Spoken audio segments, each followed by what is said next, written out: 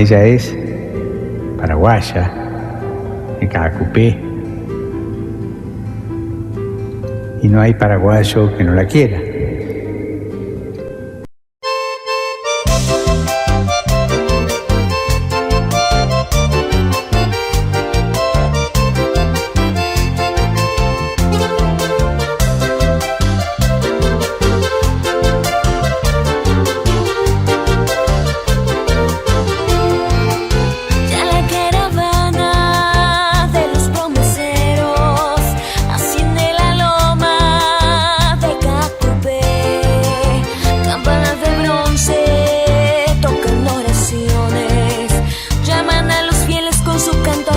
Para el Ñemboé, Virgencita Santa, recuerdo que un día con salmo en los labios hasta ti llegué, y allí de rodillas en tu santuario, con fervor creyente como un peregrino yo también oré.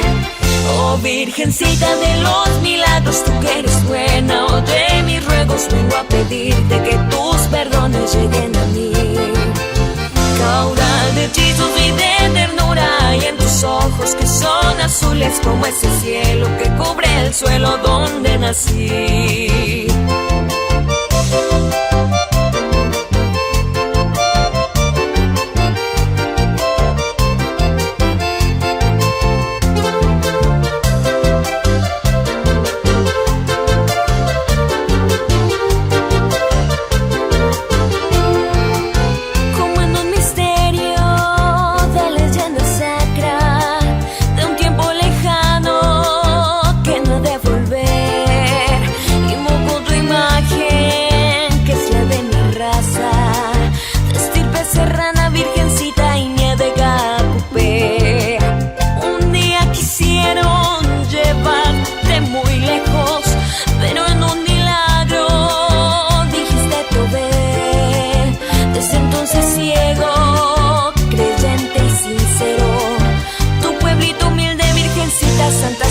A tus pies, oh Virgencita de los milagros, tú que eres buena, oye mis ruegos, vengo a pedirte que tus perdones lleguen a mí.